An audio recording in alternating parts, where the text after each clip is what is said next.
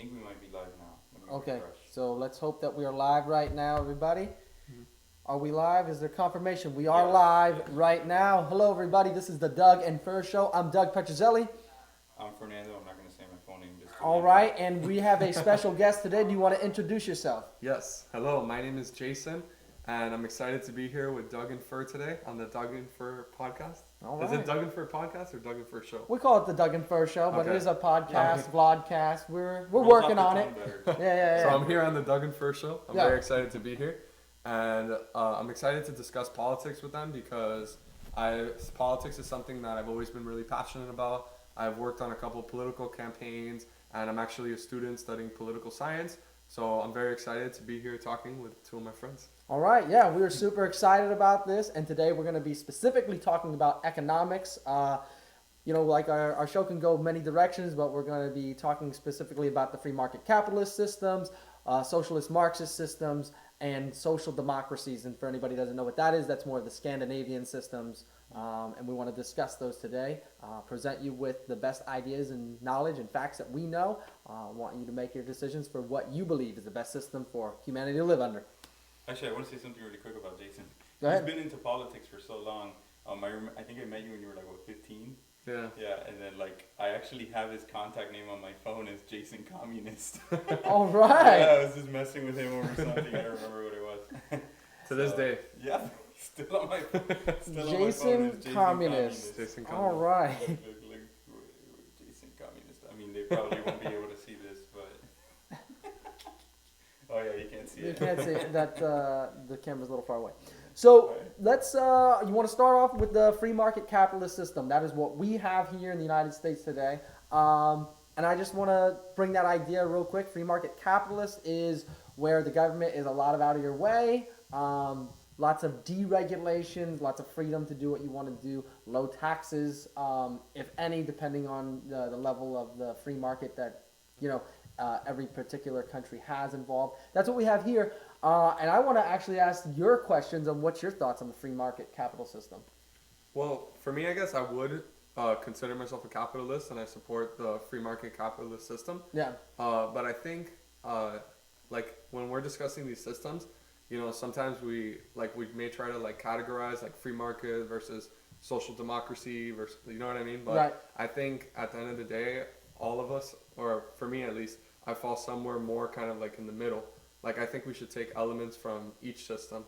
But for me personally, I definitely think that I agree more with the policies from the free market system. Mm-hmm. But I think if you want to have a true John Locke invisible hand type of system, I don't think that would work. Uh-huh. That's my Right, and I would say that most, even conservatives, libertarians, people that are very pro-free market, I don't think anybody, very fringe people may, but there's not typically a big movement of people that want zero social programs, that they want no type of help for the government, zero. That's a very rare and small number. That's not where I fall in line, but I am pro-small government. So. Yeah, Yeah, the whole me too. taxation is theft and all that thing. Right. Yeah, there obviously needs to be some government intervention. Otherwise, you risk having monopolies and Right. just horrible systems that can essentially destroy the economy. It might start off well as first, but eventually big businesses are going to take over. Absolutely. So yeah, I would say it's what you said. Most people fall within, most capitalists anyway, fall within the realm of there has to be a little bit of government. Right. And I think that most of what a typical free market capitalists do fall in a place where they want just low taxes on their business. They want the deregulation. They want the government uninvolved. I'm sure that they would love to become monopolies, but even the government does need to step in because then the companies can essentially become more powerful than a government. And that kind of, sometimes with libertarians, which I fall into that category, get a little upset, the government shouldn't be involved in anything. The point is the government does need to exist, and our founding fathers said that if men were angels, then there would be no need for government. But the thing is, we're not angels, so we need government. I just want a limited government. I don't want there to be no government, and I think that there's a balance between, being a libertarian and where do you fall on the actual libertarian scale. I think most libertarians like myself do still want there to be some form of government, some type of government control that a company can't get too big, can't get too powerful. Well, what about this? We might have, maybe we have some younger viewers out there that don't exactly know what capitalism really is. Sure. So, Jason, why don't you tell us what you think capitalism really is? Like, what do you define it as? Yeah, I think it's kind of like what Doug was saying, where it's just like having a free market sort of economy, where it's like, people have the ability to earn their own wages and work in an environment that, is not controlled by the government Right. necessarily. Yep. And so, because government doesn't get involved in, or at least they minimally get involved with businesses, it gives businesses the opportunity to have competition and to grow. And essentially, what drives business is money. And because money drives business, now there's competition. And the competition actually produces growth. If you have no one to compete against, then you have nothing to grow for. Right. So take NASA, for instance, right? They've been around since the 60s and we haven't done anything new. I mean, we've done some things new, but then Right. SpaceX comes around and in a matter of years they're able to launch a rocket and land it back on a platform. Yeah. Because they're a private company. There's always this desire for growth because they're making Well, there's money. incentive to grow. Yeah. Exactly. Right, You know, right. So, And that's what very pro. Let's put the government in as little things as possible. Yeah, yeah. They're typically not good at things. There are some things that we need government to do. Uh-huh. I look at it as a necessary evil, a lesser of two evils. No government is anarchy. With government, there's order, but the government doesn't really, as we've seen in history, and we'll talk a little bit about that later, hopefully, that when the government gets into the means of production, it does a very poor job. yeah, yeah. I mean, you got Microsoft, Apple, and Google, for instance, right? That competition right there drives us like, we got to come up with a better smartphone. No, we got to come up with a better smartphone. Sure. And within a matter of years, we have essentially some of the best technologies that we have provided to the rest of the world. These are American companies that have revolutionized the technology industry. So I think that's the pro of capitalism that you don't get with other forms of economics. Sure. Yeah, and I think that the puzzle behind all of this is finding the balance between no government intervention and the right amount of government intervention. Because like you mentioned earlier, monopolies, and I think that if we don't have government involved, then businesses, their goal is to seek a profit. So they're just going to do whatever means necessary to seek a profit, and that's why even in the early 20th century, towards the end of the 19th century, you see child labor laws and Sure. things like that come into existence because the businesses just did whatever they could do in order to make money. So I think that the government serves a very important role to protect the right of the people. Right, Yeah, right. yeah, because eventually, some negative example that you can have from monopolies is, let's say you have Walmart and Target, right? And they're competing. So Walmart sells their Coke for, I don't know, $1 a can. And Target is selling it for $1.25. So now Walmart is winning. People are just going to shop at Walmart. Right. And eventually everybody buys their Coke at Walmart. Now Target isn't making a profit. And Walmart's like, hey, Target, we'll buy out your company for $1 billion. Now they buy Target. Target doesn't exist anymore. Now you only have Walmart. Now Walmart can sell their Coke at $1.50 because they're the only ones that will sell Coke. Right. And what are the people going to do? Right. Right. They have to buy the Coke from Walmart. So Yeah. this is especially true for necessities like gasoline and things like that. Right. So So that's kind of a briefing on free market capitalism, and I want to touch on other ones. But do you guys have something else you want to add to free market capitalist, or something else you want to I say? think that now that we have defined and talked about the pros and cons and stuff, we can circle back to which one we think is best. Right. Which, I mean, I'm pretty sure everybody obviously knows, but we can talk about the other ones first and then compare them after, right? Right. So the next one would be Marxist communism. And for anybody who doesn't know, Karl Marx was an economic thinker. There's a lot more into that. He was also into a lot of weird stuff that we don't have to get into now. We could actually do probably an entire show on Karl Marx and the man behind Karl Marx and a lot of weird things that was. But we'll just talk about it from his economic perspectives. So the idea of communism is that everybody according to their ability, everyone that they would receive according to their need. And that sounds really great and that sounds really wonderful, but the problem was who defines what your ability is and who defines what you need. And it's when the government owns the entire means of production, like you kind of talked about earlier with NASA. Well, that type of productivity, which granted they produced some things, but the free market produced it way, way better when it came to and faster. Imagine that in everything. Imagine that with the industry of food, with automobiles, with everything. That's all means of production. Everything that a country produces is owned by the government. Nobody owns a business. There's the abolishment of private property, and the idea is that we live in this equal society. And truth be told, it becomes very equal, but everybody has nothing. Yeah, they're equally poor. Right. Like you have, so the government would essentially decide your job. I Right. mean, I'm pretty sure you have like some say in it depending on what you're good at and stuff. Right. And they try to pay everyone equal wages. So you have a doctor earning the same as A janitor. a janitor, exactly. Yeah. So it's like the doctor has no incentive to go to school. Right. But this happened in Cuba actually. Taxi cab drivers, they get paid tips and stuff like that. So when it comes to tourism, they're making more than doctors. So now everyone wants to be a taxi cab driver. Yeah. And it just really Well, destroys any the job in economy. the tourist industry, basically, because Yeah. they get hard cash. Exactly. So I think that's probably the biggest problem with communism. You only have one. There's no competition. The government decides your job, Right. and everyone eventually becomes equally poor. Right. And I've always. Did you want to say something? Yeah, well, Go actually, something that's interesting is like when we think of Marxism, I guess like the pinnacle is the Soviet Union that like automatically we like think of as Right. like the main like communist state. Right. But something that's interesting that happened actually is that the Soviet Union, they recognized that workers have a need, or people have a need for moral incentives. Right. So people, in order to, like Fernando was saying, that in order to like work hard, you need like some incentive. And Right. in the U.S., what that looks like is if you work hard enough, you'll get a promotion, you'll get a raise.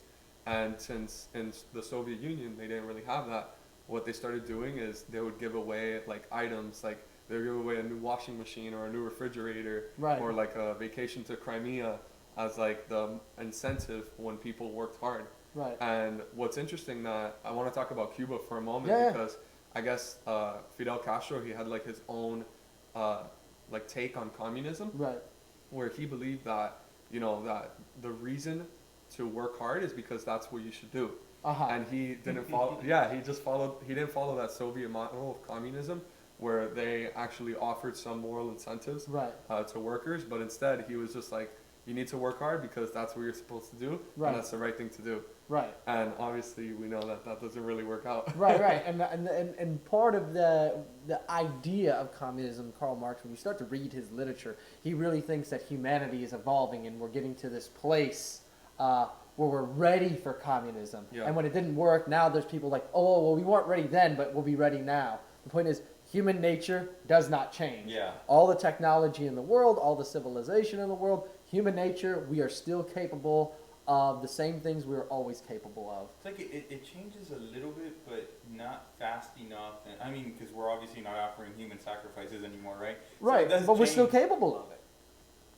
Yeah, I think so. I mean, we look at Nazi Germany. I mean, this was a Western, wealthy, very educated society, and they, you know, this is not, you know, very, very, what do you call it? They were very, not just introduced to Christian, influenced by Christianity.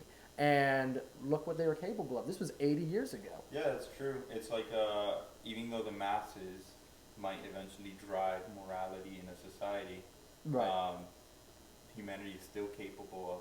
Right, we're capable what of they going showed. backwards, Yeah. and that's something we have to realize, that human nature needs incentive. Human nature doesn't change. We could change as a culture, but our nature doesn't change, True. and true. that's something that we have to remember. And when it comes to communism, it sells because it sounds to people who are poor, well, this is going to be great because Mhm. I'm going to basically be able to take someone else's stuff. And the reality is, it's envy. And, you know, we also have to remember, just because we vote to take somebody's stuff doesn't mean it's moral. Me and Jason vote to physically take your money. That doesn't mean it's right. Yeah. And that's the idea behind communism. We believe that if we get behind it culturally, and culturally things are accepted, then it's okay. The reality is right, if everybody's even against it, and wrong is wrong, even if everybody's for it. We have to Yeah. realize that. And if you think about it, like, imagine you're this big business owner. Imagine you're the CEO of, I don't know, Walmart. Right. And then the government takes your stuff. Right. If I'm CEO of a Walmart, I'm just gonna pack up and go to another country. Right. And that's what happened in Venezuela. Yes, actually, I have an interesting story there. Before Chavez, before President Chavez, Venezuela was actually very capitalist, and they were really rich. Yeah, yeah. When Yeah. in the Western Hemisphere, it was United States, Canada, and Venezuela. Yep, yep. And when Chavez took over, he was promising socialism. He was promising this: if you're poor, we're going to lift you out of poverty, and we're going to give you money, and everyone's going to be equal, right? And he promised socialism, which eventually turned into communism. And I'm sure you're going to talk about how socialism leads to communism. Yes. But so there was a point. I remember my mom telling me this, and I saw it on TV, that Chavez was telling looters, he's like, go into that business and take their TVs. Go into that business and take their stuff because they're greedy and they just want your money. Go in there and steal it. And those businesses shut down. Now, yeah, sure, those looters got TVs, and then they don't sell TVs anymore. Now no one has TVs. Right. And now people are eating out of trash cans. Right. So Yeah. that's kind of what happens when you have that form of economic governance. Right. And we have to remember there's the golden goose, and the golden goose that lays the golden egg is capitalism. And once you take away all the money in the world, socialism doesn't create money, it just takes money. Free market capitalism creates wealth.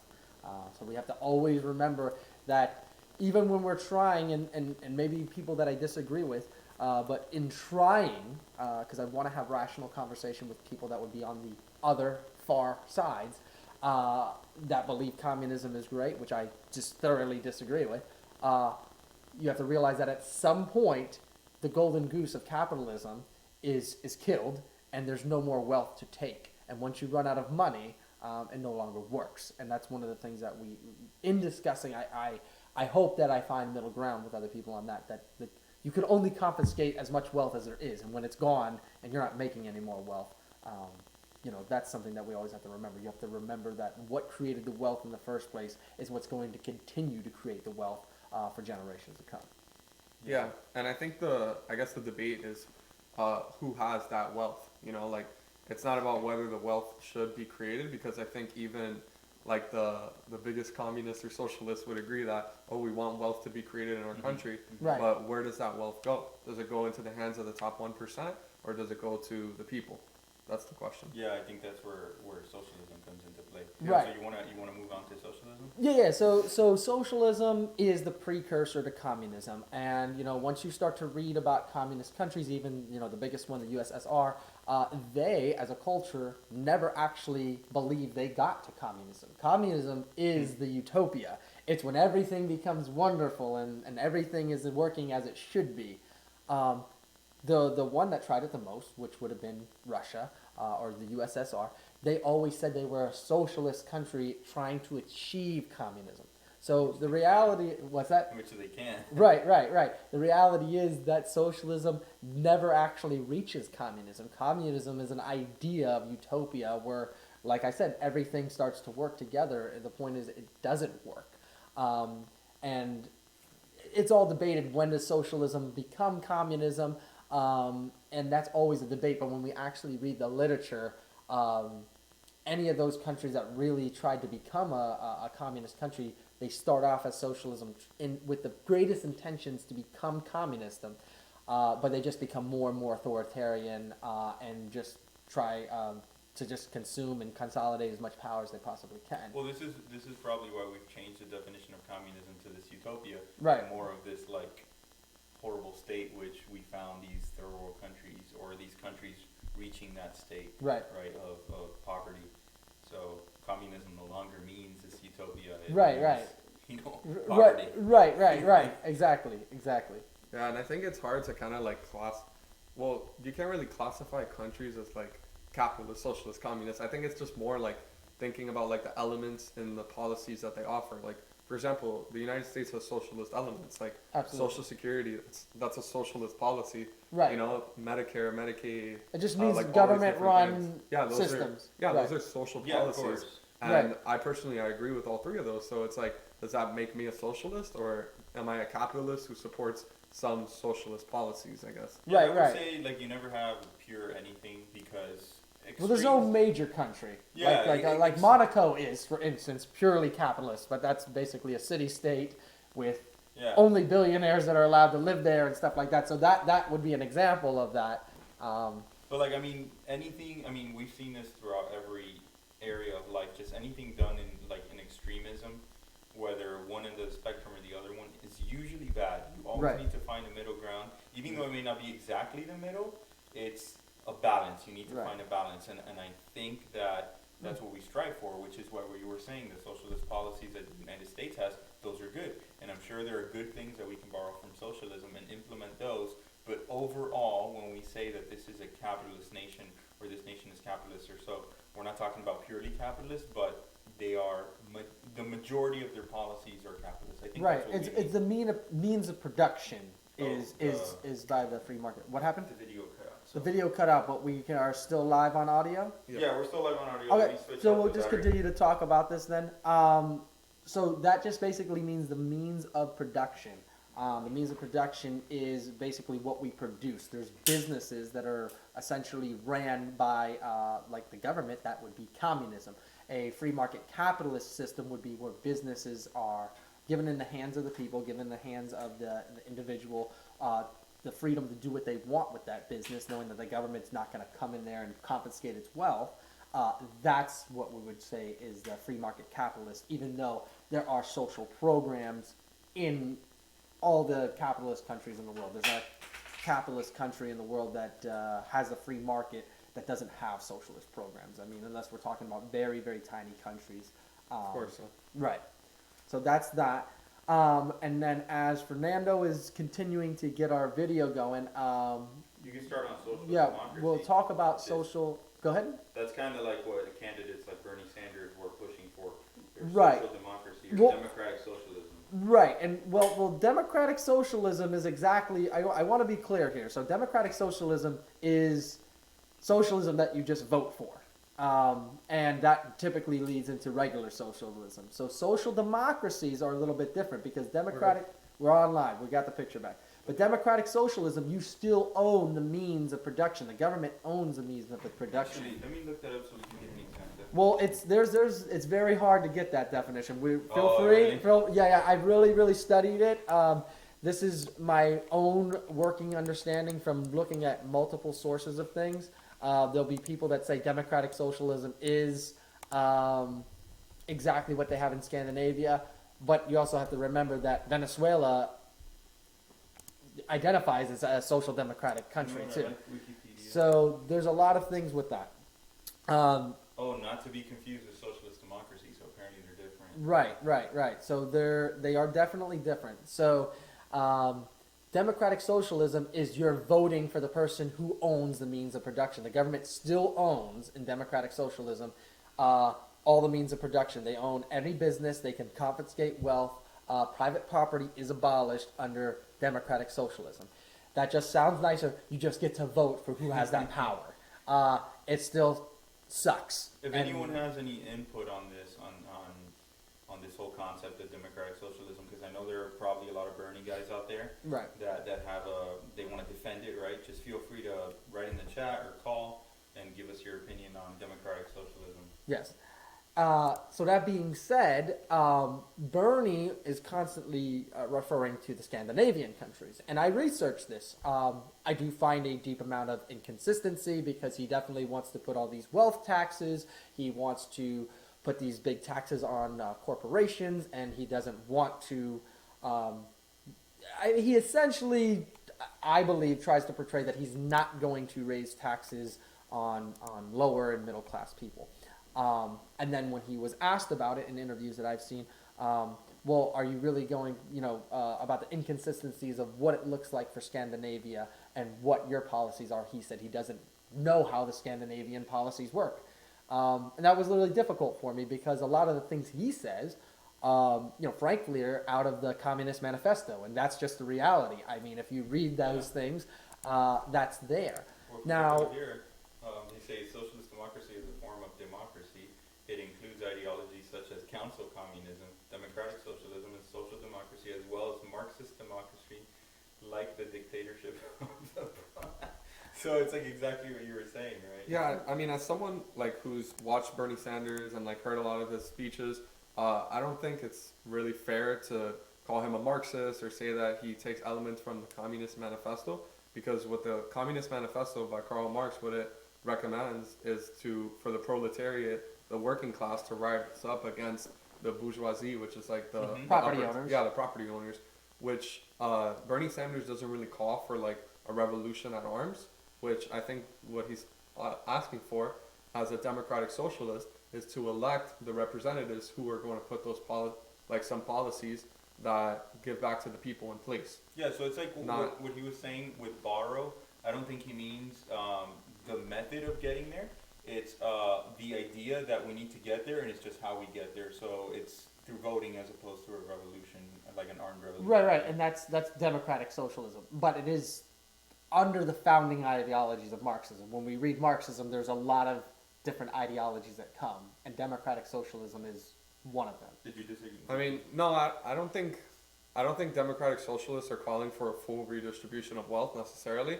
I think they're just calling for like policies such as universal health care and affordable housing and things like that instead.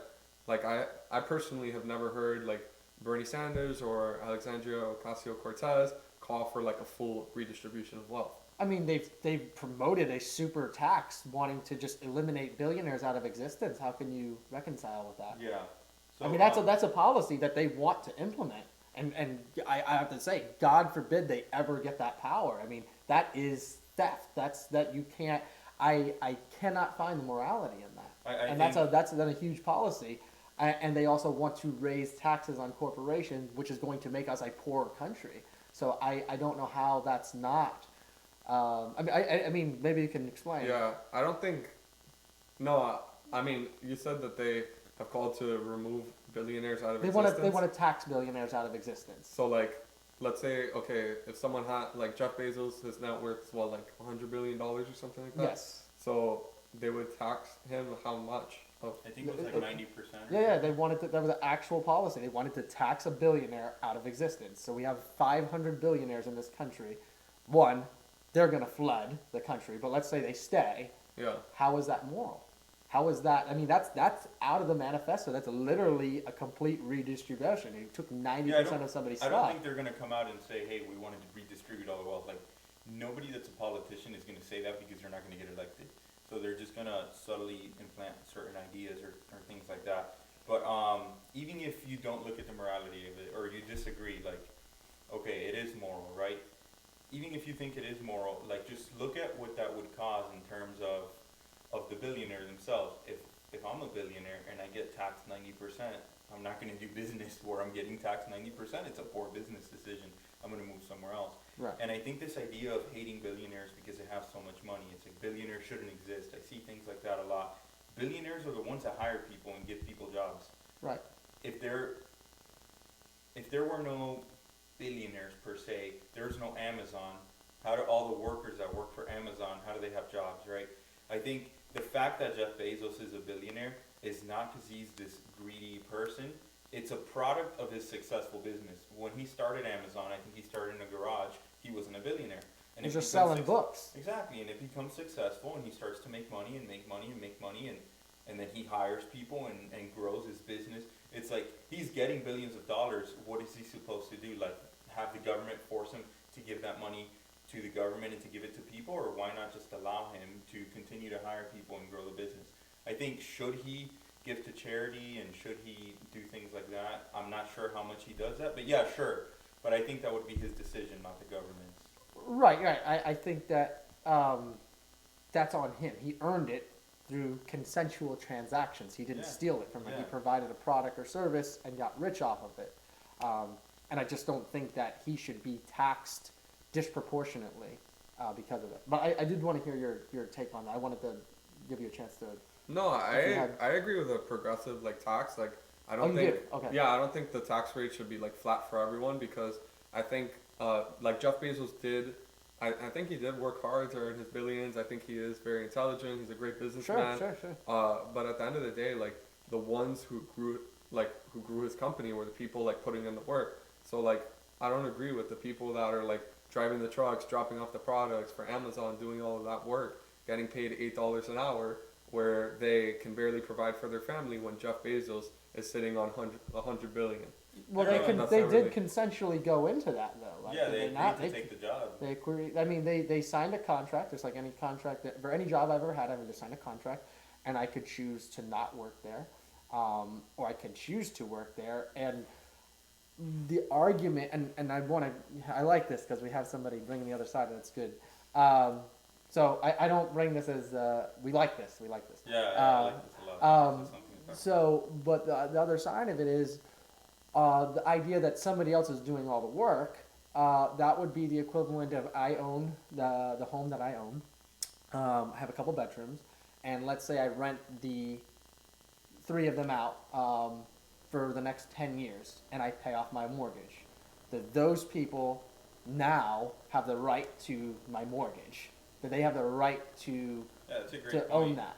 It's like while you Because they were- did do it, but I took all the risk. I took all the risk in buying the property. I'm the one who built my credit score up. I'm the one who got the mortgage and got approved for the mortgage. Much harder to do that than to Yeah. just get into a room and rent. Mhm. So we have to understand that these people, they didn't take the risk of building the business. They didn't take the risk of it getting successful and then pouring, whatever it was. When the business became worth $2 million, he took the risk and poured all of that back into the business again.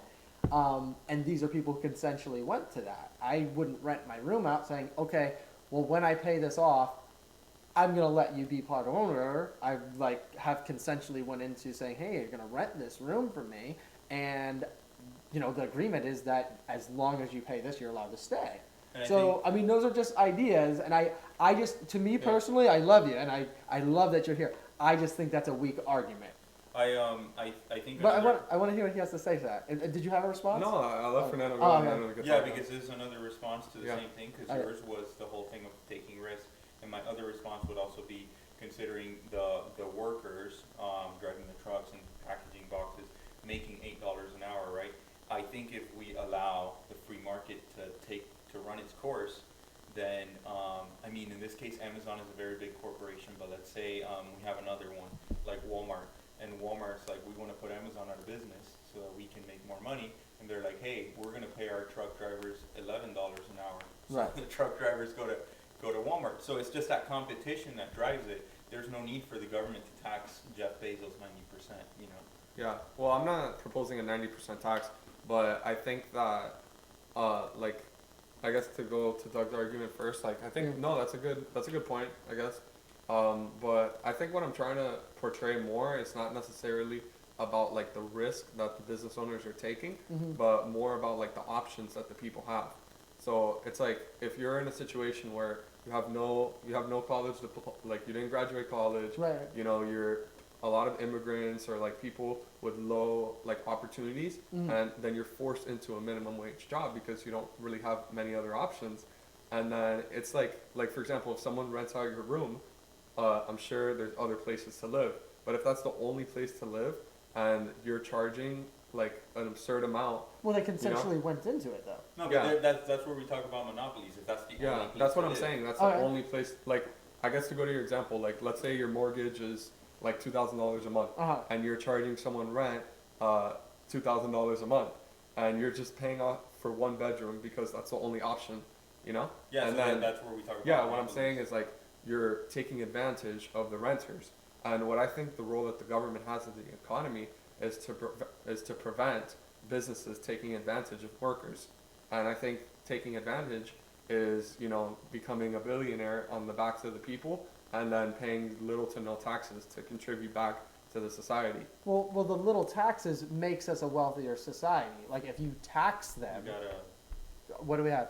we got somebody that wrote a point of view here. So I want to let you finish, and then I want to answer her point of view. So just stay on, Chelsea. Yeah, we're gonna get to.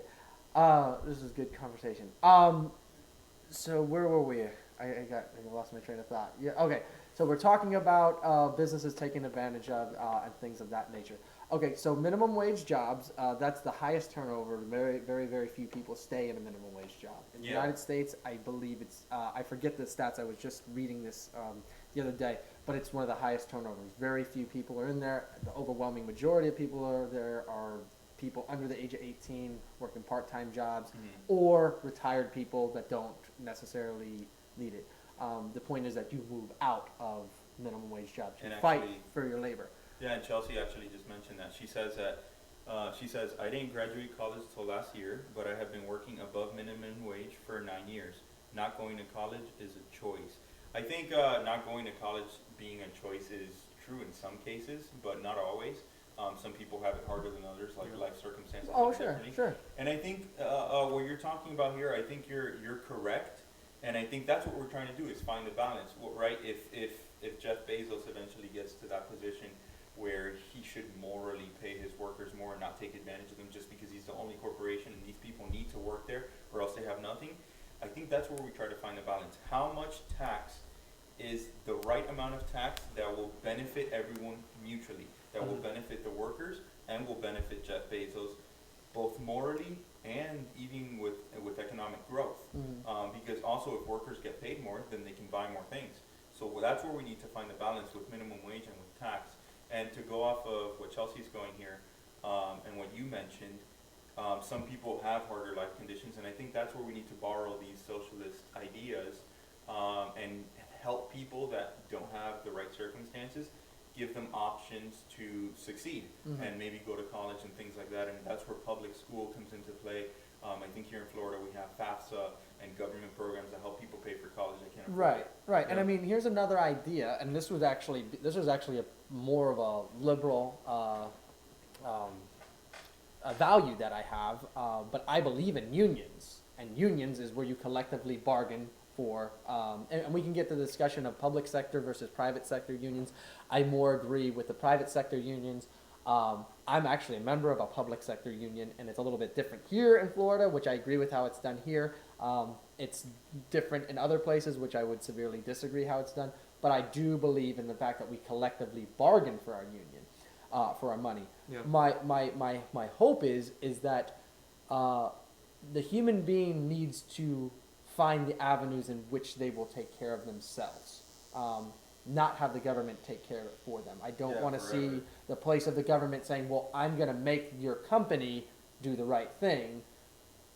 As me as an individual, or me getting people together in my business collectively, or wherever I place of work, puts the responsibility on the individual to say, well, we're going to do this here. Because what's right, let's say for instance, if I work at Amazon, what would be right for me at Amazon is not necessarily what's right for the person at Walmart. And what's right for the person at Walmart is not necessarily right for what the mom and pop store is either. Yeah. And that's why I believe in unions coming together and they collectively bargain with their individual company. Yeah. As opposed to the government doing that. Two things happen that are great. Personal responsibility. That just makes for a better society as a whole. Not to say this is a perfect system, so I'm not saying that. But also it's individualized for specific companies. I think, yeah, what were you going to say? Oh no, I was just gonna say that I think one of the I agree also with unions, and I think that especially private unions are. Oh, much for sure, preferred. for sure. But I think one thing that you said that stood out to me was where you said that people need to fight for themselves and instead of having the government fight for them. Yes. Or in some form of that. But I think that we need to recognize that. For me, for example, I come from a home where I have two college-educated parents. Both of my parents are working white-collar professionals, and it's I have different opportunities than maybe someone that comes from a different background may have.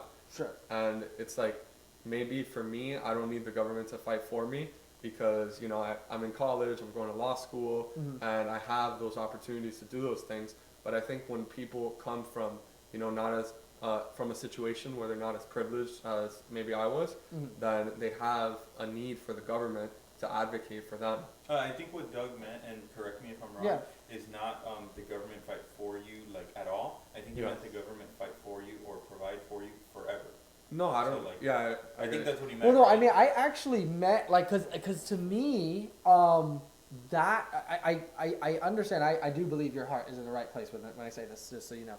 But I do believe I've seen that, and I believe that's the soft bigotry of low expectations. Just because somebody comes from a a bad situation doesn't mean they're incapable of independence. No, it doesn't mean they're incapable, but it means that to get to a position where you break that lower class or like the poverty line, and you get to a position where you can become a homeowner, have like a single family house, that is incredibly more difficult than it is for someone from a position of privilege. That's what I'm trying to argue. No, it is, but it's not impossible. No. But it's I know much it's harder. well. I mean, there's all inequalities. Like Jeff Bezos is worth way more than me, and I really don't care. I could care less. Donald Trump's worth more than me. Like I care about where basically that I can take care of myself, and I want to do that. Like I don't need to have everything in the world. Does that make sense? Like I guess I want to see the individuals strive to make their own way, make good choices. In the United States, there's only 3 things that you need to do. The Brookings Institution, which anybody listening, anybody here, I encourage you to look up. In the United States, and this is a left-leaning institution actually, the Brookings Institution said that if you do 3 things in the United States, this is so the system that we're in, you will not be poor, and that is get married, graduate from high school, which essentially most people have that opportunity given to them. It's their choice if they don't want to do that. I know that there's very extreme circumstances, but as a rule, in the United States, if you don't graduate high school, it's not because you were poor, it's because you didn't want to go, pending very, very extreme circumstances. Yeah. Don't have a baby until you are married and work a full-time job. I believe it was something like 77% of people who do these 3 things move into the middle class. Not even just not poor, they move into the middle class. 2% of people who've done these things stay poor. So like I said, there's always exceptions to the rule. And I just believe that there is a personal responsibility that does, because this gets into the psychology of it. What does the human being need? The human being needs freedom, and it also needs to have the pressure of the responsibility for that freedom. Yeah. And I believe that we're all capable of that. I have Chelsea here said something. She said, but how long does the government fight for you? There has to be some kind of limit so it is not abused like it currently is. And then she said, look what y'all have done to me. I was just trying to stroll through Target. That's what. But I did have Yeah, I think, no, I agree 100%. Obviously, as a Christian, I believe in practicing abstinence, so I believe with the whole not having a baby thing. And I guess the thing that kind of struck me was the graduating from high school thing. Yeah. I think that like everyone wants to graduate from high school. Everyone wants a high school diploma, but there's a lot of situations, and I don't think you can classify it as extreme circumstances where people have to start working a full-time job at 15, 16 years old, and graduating from high school when you're working a full-time job, and you don't have, like me for example, like I never had to do that, and my parents were on top of my grades, like, hey, let me make sure you're passing all your classes, like that type of things. And I think when someone doesn't have that, and they also have to work a full-time job, it's very difficult to graduate from high school without being, and I don't think it's fair for us to classify them as like being lazy or like, they didn't want to wake up for class or something. Yeah, I want to say something there. I mean, I knew a lot of people that had full-time jobs and still graduated high school. So obviously that's some circumstances, and those people were hardworking. And there are some circumstances like they need to take care of their family or orphans or something like that. Right. And those are the extreme circumstances. Right, and that's basically where I'm wanting to see, like, and we do have these programs for those extreme circumstances. You can get, the point is that a family member who gets sick, there's you can get on Social Security before you hit a certain age. Yeah. You can get Medicaid, you can get medical things of this nature in these extreme circumstances. And like my belief is that, and I would say most people, my belief is that I don't want to not take care of anybody ever. Yeah. It's only when it's absolutely necessary. Yeah, I think that's where we all agree is. But I guess we have to define what absolutely necessary is. Yeah. Which is like, I think we all agree that that people should fight for themselves, and that the government should step in and help when it's necessary, and we're just trying to define where that is. Right. I think the government, as an entity, wants the country to prosper. It's good for them when the country prospers, when everybody is out of poverty, when everyone is creating wealth. It helps the country become stronger and bigger and whatever. Right. So, And progressive.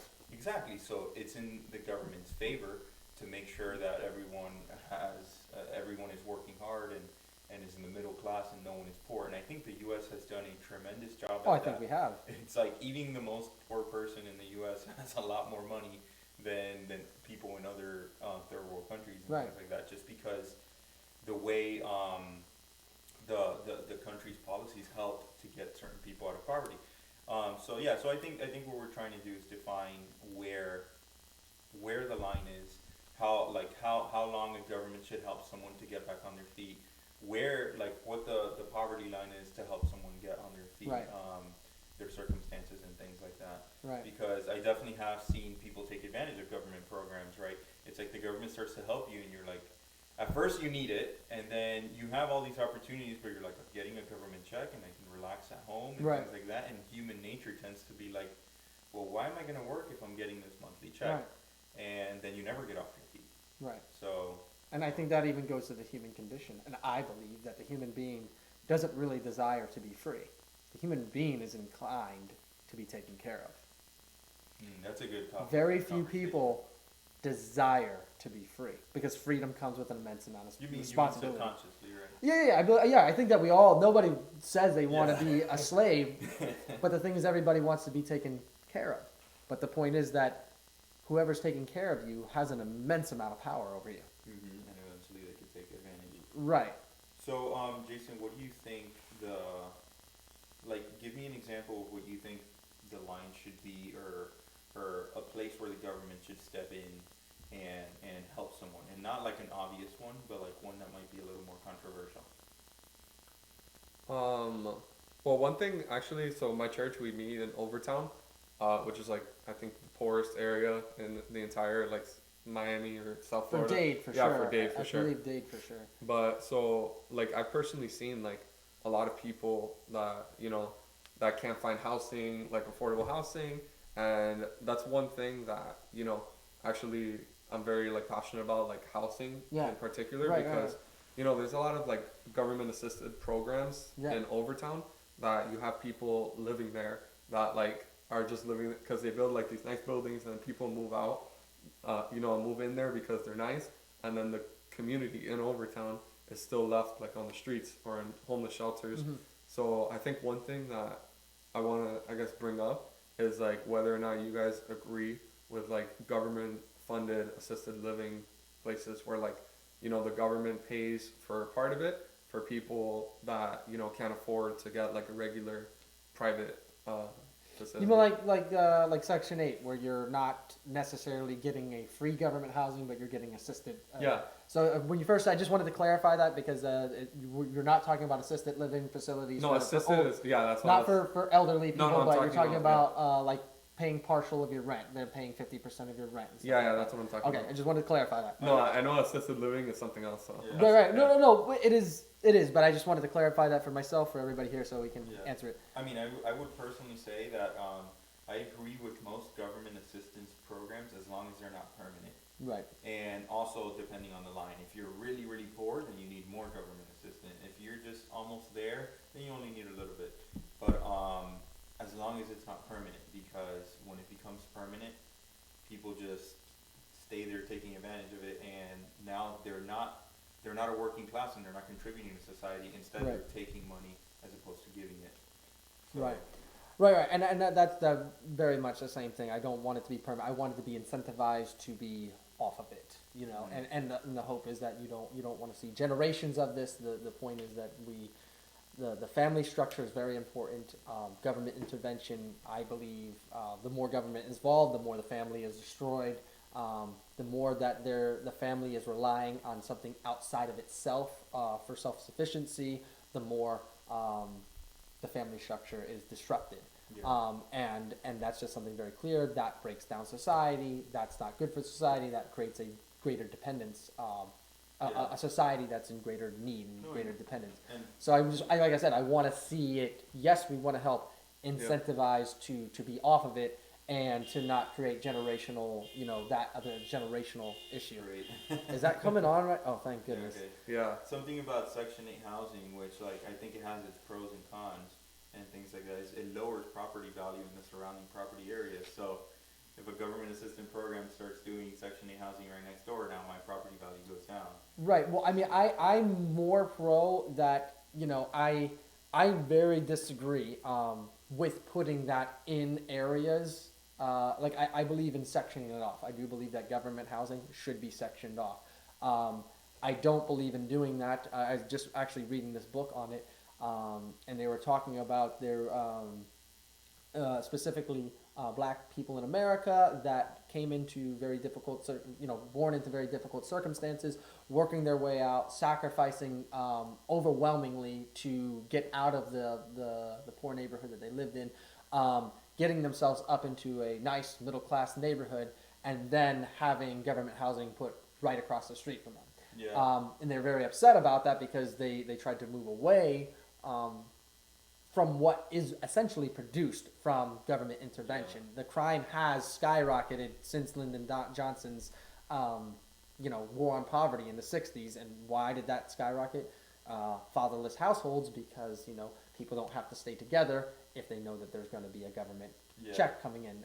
When there's a father that says, man, my child's going to starve to death if I don't stay here, he's going to make it work with the mother. When a mother knows that she's going to get more and more money the more children she has without being married, she's very incentivized to go the other way. The children don't grow up. It disrupts the nuclear family. I think what you said about sectioning off. Yeah, I kind of take issue with that because right. I think I know a lot of people do. I know and I think if you look at historical instances of that, you see that there's been redlining historically, even in Miami, where black people were not allowed to live in certain neighborhoods, which you see that play out today. No, I disagree with that. Yeah, I disagree with that. I think, for example, let's take Miami as an example. You have Overtown, which is historically a black community and is a lower income community versus Brickell, which it's higher income, predominantly white or white Hispanic. And I think if you continue that segregation, then you're only going to continue, the systemic racism that's going on. Yeah, the problem. Well, I don't. Oh, go ahead. Yeah, that sectioning. I'm not sectioning off by race. I'm sectioning off saying I'm giving free housing. That free housing is going to be in this area. Yeah, but that has its pros and cons. You're doing I think if you try to do that, you could be doing that by race, which would continue. Well, it to has nothing to do with race. I mean, you could be white. A byproduct of sectioning off by let's put Section 8 housing only in poor neighborhoods, so we don't mess with the rich neighborhoods. Which, if you look 50 years ago, or maybe more, it's let's separate the black neighborhoods, which we don't invest in, and then the white neighborhoods, which we do. I think it's just continuing There are pros and cons, right? Because with sectioning, you may have a byproduct, and in many cases we have seen of segregation. But without it, then you also affect property values, and you cause housing market crashes in the economy. So what should we do? Right. I mean, I can't justify, $1 million homes, people that work very hard to get there, and then putting government housing right there. Why work to get to $1 million home if you're going to you're trying to get out of? Why do people really want to do that? They want to be in a low crime area. And the point is, government housing brings crime. That's just the reality. That is that's poverty. Not right. That being said, why also people that are moving up out of poorer neighborhoods, they're moving up out of that. They sacrifice, and now somebody's living right next door to them that didn't sacrifice at all. What gives them the incentive to move up? Yeah, I don't think that's really fair to say that someone that's living in Section 8 housing, they didn't sacrifice at all. Because I think the millionaires that are living in Brickell and the people that are living in Overtown had different life circumstances. They were brought up in different systems, different households, and to say that one person sacrificed and one person didn't, I don't think it's fair at all. Did you say that?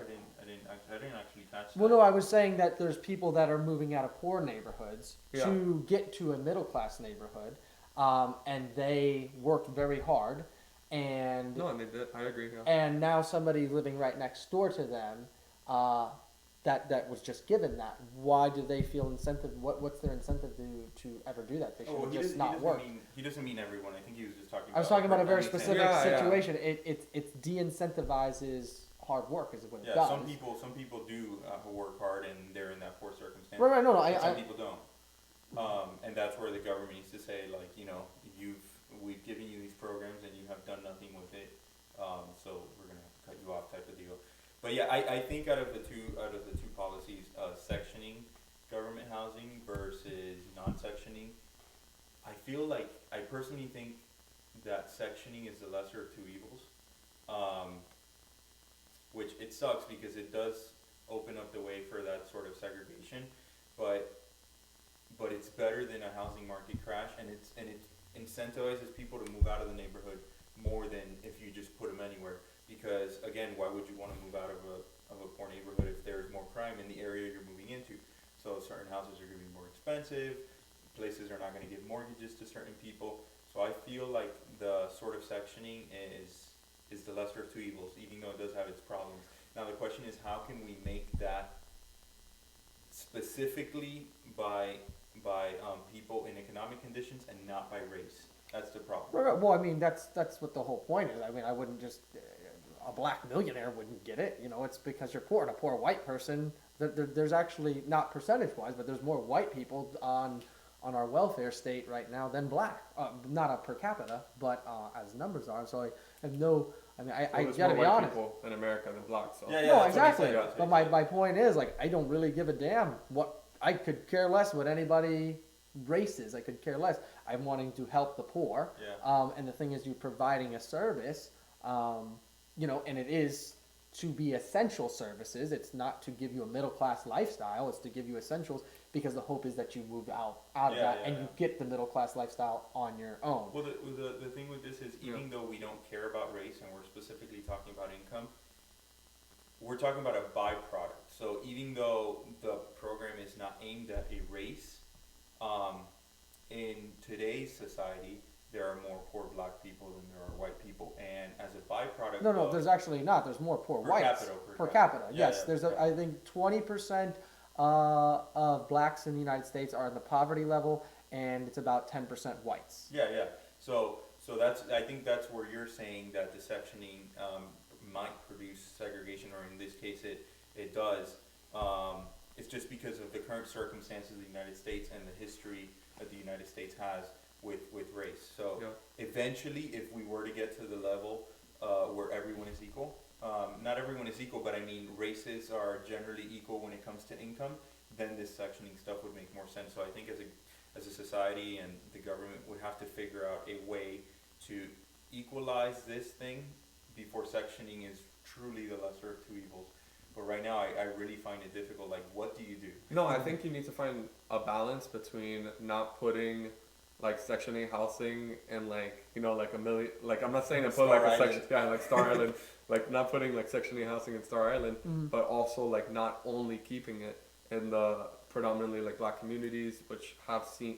Well, it's not black. It has nothing to do with black. It's a poor community. But I think I'm talking about Miami. And okay. So you're going specifically Miami. Miami. I'm talking Okay. Miami because that's like what I know, I guess. Okay. Yeah. Like Overtown is a predominantly black community, which is where we do church. So like I go there all the time, and it's like if you only keep like the people that are trying to like Fernando said, like I agree with the temporary housing. And the people that are trying to like break from that poverty, if you're only keeping them in the same community, then it's going to be more difficult to do so.